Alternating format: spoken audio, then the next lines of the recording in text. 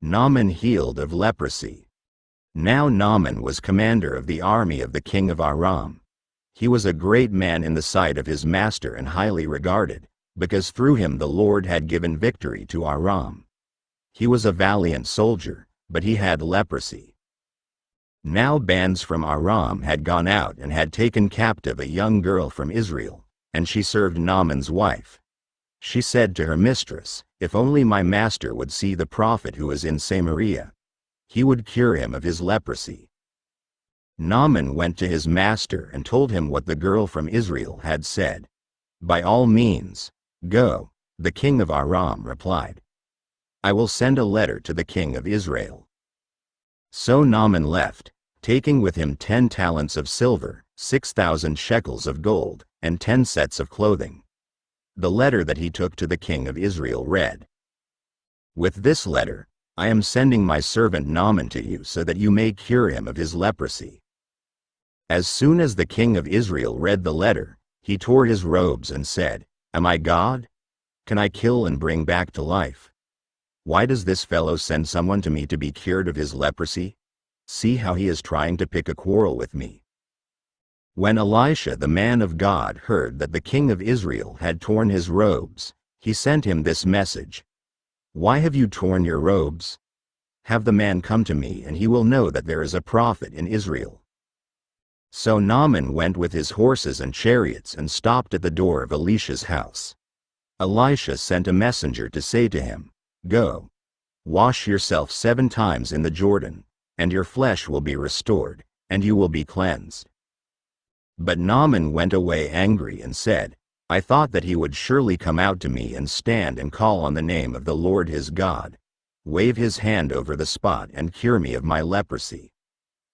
Are not Abana and Pharpar, the rivers of Damascus, better than any of the waters of Israel? Couldn't I wash in them and be cleansed?" So he turned and went off in a rage. Naaman's servants went to him and said, "My father, if the prophet had told you to do some great thing, would you not have done it? How much more, then, when he tells you, 'Wash and be cleansed'?" So he went down and dipped himself in the Jordan 7 times, as the man of God had told him, and his flesh was restored and became clean like that of a young boy. Then Naaman and all his attendants went back to the man of God. He stood before him and said, "Now I know that there is no God in all the world except in Israel. Please accept now a gift from your servant." The prophet answered, "As surely as the Lord lives, whom I serve, I will not accept a thing." And even though Naaman urged him, he refused.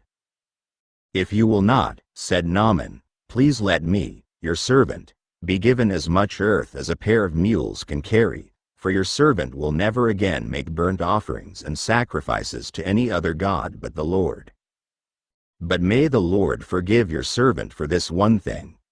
When my master enters the temple of Rimmon to bow down, and he is leaning on my arm, and I bow there also, when I bow down in the temple of Rimmon, may the Lord forgive your servant for this." "Go in peace," Elisha said.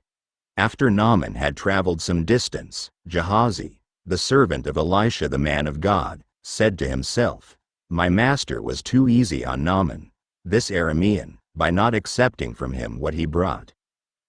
As surely as the Lord lives, I will run after him and get something from him."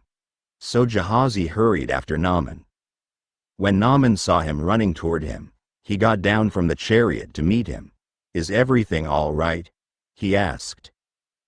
"Everything is all right," Gehazi answered.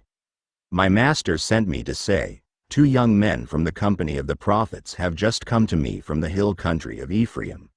Please give them a talent of silver and 2 sets of clothing." "By all means, take 2 talents, said Naaman. He urged Gehazi to accept them, and then tied up the 2 talents of silver in 2 bags, with 2 sets of clothing. He gave them to 2 of his servants, and they carried them ahead of Gehazi. When Gehazi came to the hill, he took the things from the servants and put them away in the house. He sent the men away, and they left. Then he went in and stood before his master Elisha. "Where have you been, Gehazi?" Elisha asked. "Your servant didn't go anywhere," Gehazi answered. But Elisha said to him, Was not my spirit with you when the man got down from his chariot to meet you? Is this the time to take money, or to accept clothes, olive groves, vineyards, flocks, herds, menservants and maidservants? Naaman's leprosy will cling to you and to your descendants forever. Then Gehazi went from Elisha's presence, and he was leprous, as white as snow.